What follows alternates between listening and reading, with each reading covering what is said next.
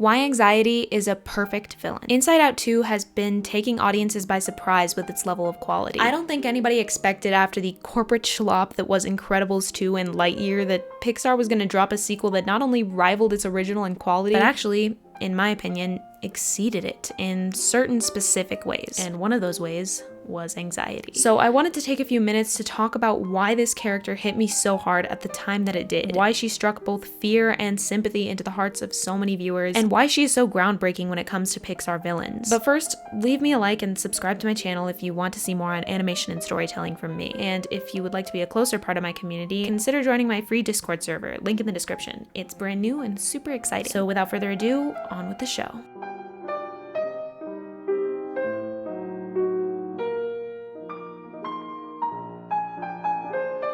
I don't know about you, but something I adore more than anything else is a good villain. And if I'm being honest with myself, I think that love of villains may have come, in large part, from Disney and Pixar. I mean, their lineup of iconic villains is far too long to count on one hand. You've got the classic ones like Ursula, Dr. Facilier, Jafar, and Claude Frollo, who all command such an intimidating presence and flair for the dramatic that make it impossible to look away from the screen. Then you have more comedic villains like Yzma, Captain Hook, and Hades, who, while being utterly unique and hilarious in their own right, also pose a significant challenge for the main characters to overcome. And then of course you've got your twist villains, which were more miss than hit, but they still gave us masterpieces the likes of Turbo from Wreck-It Ralph and Lotso from Toy Story 3. And while we're at it, I'd also like to mention Syndrome, Mother Gothel, Anton Ego, Gaston, and Ercole from Luca, because that little crap owns my heart. There are so many different types of villains, but one type that hasn't seen its fair share of Disney masterpieces is the anti-villain. Lots of these villains have sympathetic backstories or motives, sure, but none of us really sympathize with them. It's a rare thing for a villain to both have our full sympathies as a character and command an intimidating enough presence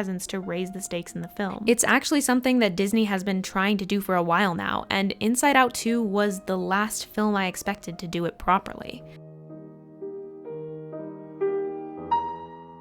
That said, there have been times in Disney's history when its course seemed to be veering away from villains. There are a ton of Pixar movies that don't have a traditional villain driving the main conflict, Finding Nemo, Cars, and Soul to name a few. Meanwhile, Disney's attempts at driving a story without a true villain have been more lackluster at best. Frozen 2 didn't have a present villain, and we all know what a beautiful success that film was. And then you have A Strange World and I don't know, Brother Bear? Let's just move on. Anyway, the point is that at some point in Disney's history, they stopped focusing so much on creating shamelessly evil villains and started wanting the conflict to stem from misunderstandings, and the villain to fall more on the good side of the spectrum than the bad, thus giving rise to the Disney anti-villain. An anti-villain is a villain that defies the conventional traits of most villains. Just like an anti-hero is a hero with gray motivations or a flawed character, an anti-villain is a villain who is either very sympathetic or may not even be outright evil, but simply functions as an obstacle to the main character's goals. And hey, look, I appreciate a sympathetic villain as much as the next girl, but for one reason or another, each of the recent Disney anti-villains have failed to perfectly resonate with me. I didn't really feel that Te Fiti had enough development in the story to be compelling to me as a character, though in her case, that was probably intended. Others that were clearly meant to resonate but didn't quite hit the right notes were Gabby Gabby from Toy Story 4, Ming Li, May's mother from Turning Red, and Abuela from Encanto. These played on the concept of an anti-villain, all ending the story with some kind of resolution for their characters, but for me, they were all somehow lacking something, that perfect connection to make that resolution work. In Gabby's case, I think it was simply because she gave off a very sinister impression that felt a little incongruous to me with her sympathetic twist in the end. And this is about to sound stupid, but she also never actually apologized for her villainous deeds. Ming Li and Abuela are harder to pin down, but I think it comes down to a disconnect between their personal journeys as characters and the overall arc of the story and its progression. Neither of their tragic backstories were given enough weight throughout the beginning of the film for me to become invested in them, and by the end, Abuela's flashback caught me by surprise because I missed the setup that she was such a central character, and Ming Li's felt maybe a bit tonally jarring beside the crazy wacky comedy of the rest of the movie. Mind you, I enjoy both of these movies and can still see the character in these villains. I just felt there were flaws in their presentation that kept me from becoming invested in them on that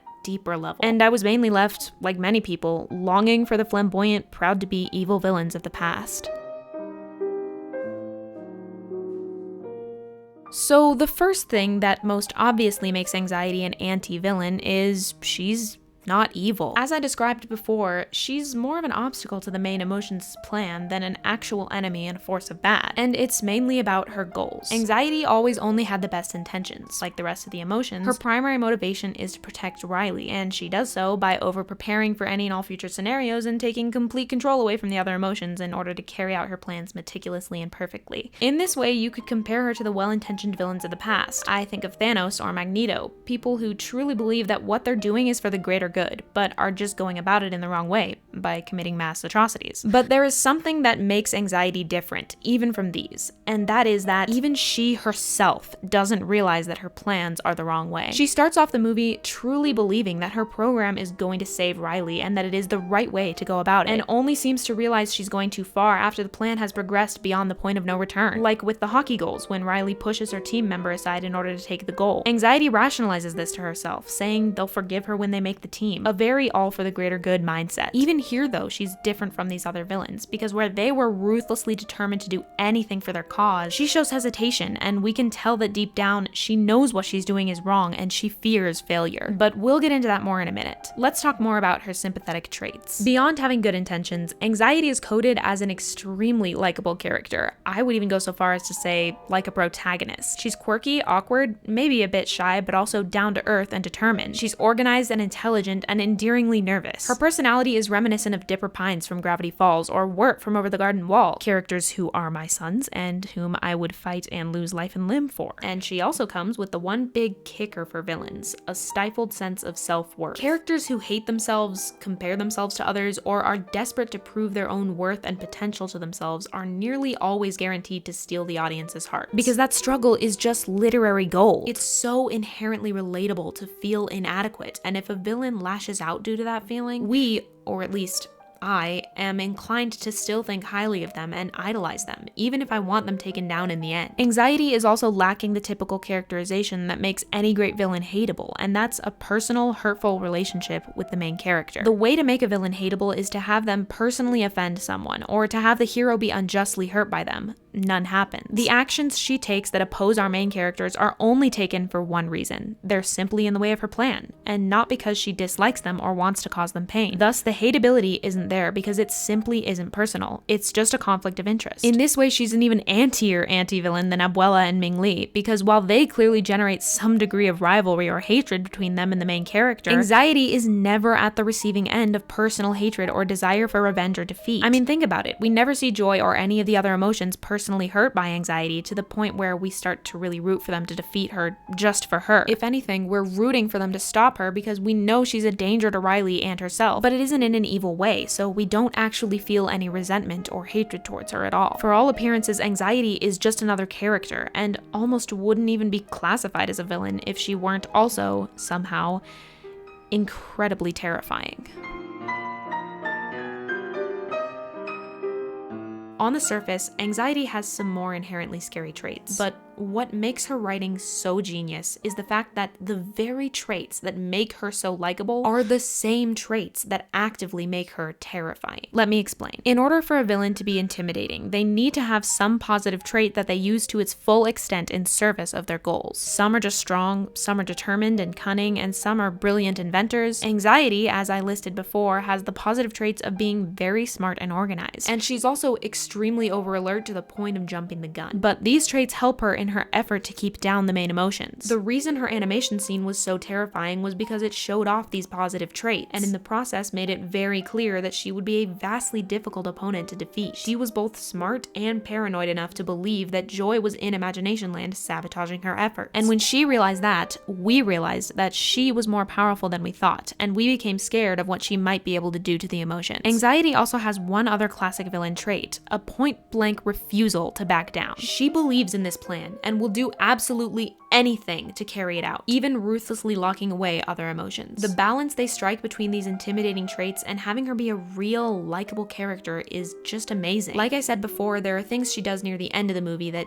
deep down she clearly knows are going too far, and this contributes to the emotional suspense attached to her character. But in the beginning, she needed to showcase a ruthless determination with no hesitation in order to be an intimidating villain, and she did just that. And her journey to second-guessing herself is actually made stronger by that setup, because the change is what makes it emotional. Anxiety starts off the movie by making it clear that she is going to be the main obstacle, which allows us time to appreciate her as a villain. Twist villains, listen up. She destroys the status quo by completely going against what we were taught to think about the sense of self. Joy and the other emotions clearly treasure it and treat it with a sort of reverence that anxiety immediately turns on its head by callously throwing it out. This scene is also chilling because she's breaking down something that we've been told to expect by the previous scenes in the movie. This is the new world building the movie has introduced, and the way it's treated in the status quo, we sort of get the sense that we're gonna spend the movie looking after it and maybe trying to save it from dying like the Islands of Personality from the last movie. And all of that does happen, but this simple act of throwing it out of headquarters is so nonchalant, it really pulls the rug out from under you for a second. You start to wonder, is this just gonna be the anxiety show from now on? What can the main characters possibly do to restore that status quo? And we're immediately invested in the story and scared of what anxiety might do as a villain, because this one action shows us that she will stop at nothing to complete her plan, and this is what makes her such an intimidating force. But as I was putting together this video, it didn't feel right to just leave it there. I don't think that her intimidation to the other characters really explains the subtle and deep-seated terror that emanates from her character. So I thought about it, and I think I've come to the conclusion that what's so scary about anxiety is not just her threat to the other characters, but her threat to herself. Bear with me here. Anxiety is a very likable character with sympathetic traits, but more than that, her arc is actually the emotional core of the film. In that way, anxiety plays the part not just of the antagonist, but of the protagonist. It's just a stroke of genius that I never saw coming, because it means the very fact that she is so likable is what makes her scary. Based on her desperate actions, we can easily see and believe that she could unintentionally destroy herself and the other emotions, and we care about that because we care about her. We see that though she means well, she's clearly creating a sense of self that's going to hurt Riley, and as she becomes more frantic, we feel for her more and more. It goes back to the emotional suspense of anxiety not even realizing her plans are bad. We knew from the very moment that anxiety bottled up the other emotions that her plans would lead to nothing good, but she didn't know that. A genius setup that keeps the audience on the edge of their seats for whenever this plan comes crashing down around her. We know that sooner or later, anxiety is going to break down. We can see her continuing to demand more and more from herself and her sidekick emotions, refusing to accept that her plan is failing, driving herself deeper and deeper into the hole she's created. And we get a raw glimpse at what her entire plan was based around all along, the desperate fear of being alone. And that breakdown itself is what we fear. It is the stakes, not just the ruining of Riley's life or Joy's potential failure to get back to headquarters. Somehow, anxiety's fear of her own failure is what makes us fear her as well. More in the fashion of a protagonist than a villain, we are scared because she is scared, not because she is doing the scaring. Anxiety keeps on driving and driving herself toward that breakdown because she is the villain of her own story. And that's why the emotional climax is hers. It's not Joy's because we haven't been afraid for Joy. Deep down, the real fear is for anxiety, and it pays off brilliantly. I also want to point out that this hero-villain duality is like the perfect storm of character complexity. When you're developing characters, an easy way to give them depth and make them feel more real is to have their traits contradict each other in some way. Of course, it's a delicate balance. You have to figure out how to do this without destroying the consistency of the character. But if you give your character a trait that seems contradictory, like giving a large, strong, intimidating character a big heart and a gentle personality, it creates investment in the audience because we're suddenly wondering, how do these two things go together? Where did this contradiction of my expectations come from? Anxiety takes this concept to a whole new level by applying it to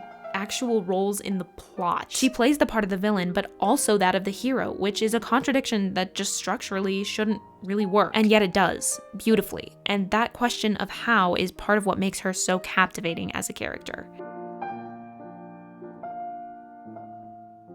Obsessive and psychotic behaviors are pretty common in villains, for better or for worse. When a character is psychotic, they're usually depicted as being unable to be reasoned with. Their minds don't comprehend the world the same way we do, which means they're an embodiment of the unpredictable and unknown. Obsession is sort of related to psychotic tendencies, but it can also be a sign of a deeper problem that's simply become irrational. And in anxiety's case, it's her deep-seated fear of failure. Obsession and perfectionism terrify us because of what they suggest. Desperation. That there is something so important on the line that if it were to be lost, something unimaginably terrible would happen. So anxiety keeps on taking control from other emotions because she's scared that they won't do it perfectly. She doesn't trust them or allow them to connect with her. But at the same time, she's turning down the teamwork that would lead to her not being alone. It's the underlying fear of something that causes her obsession. And throughout the movie, she emanates that fear. She radiates it. She shows it through her obsession and perfectionism and refusal to believe she's failing, and it works. It makes us really believe how high the stakes are for her. That if anxiety fails,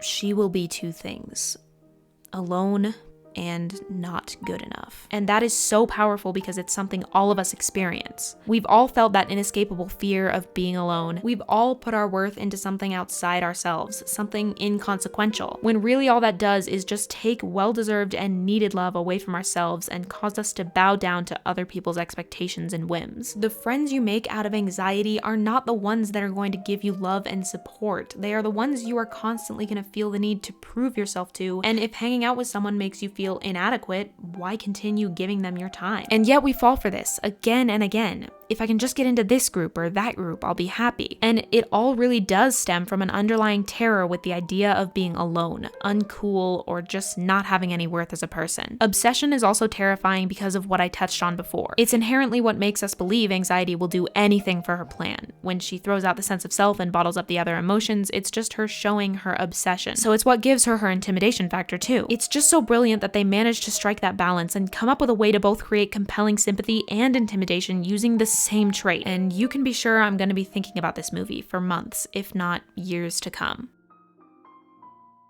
Oh, I also love Anxiety from Sanders' Sides. I hope he reacts to this movie.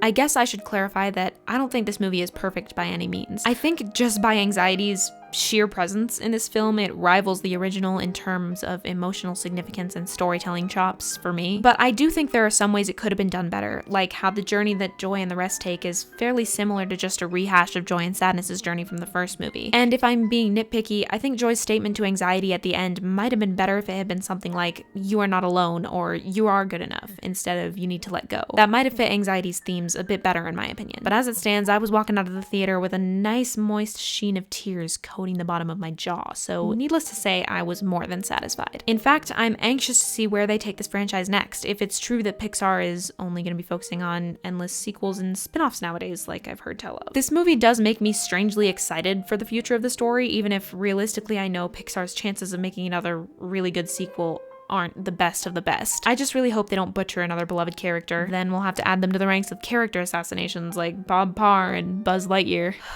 We hardly knew ye. Anyway, what did you guys think of Inside Out 2? And what do you hope they do in the potential Inside Out 3? Let me know in the comments and I will try to reply to lots of them. Consider taking a look at my membership tiers if you want to support me. I'm actually running a little writer's critique group for some of them if you want to get in on that. I also have a Patreon, which you can find in the description or on my channel page. But of course, if you can't, no worries. Well, I think that's all for today, folks. Good morrow to ya and good luck out there. See ya.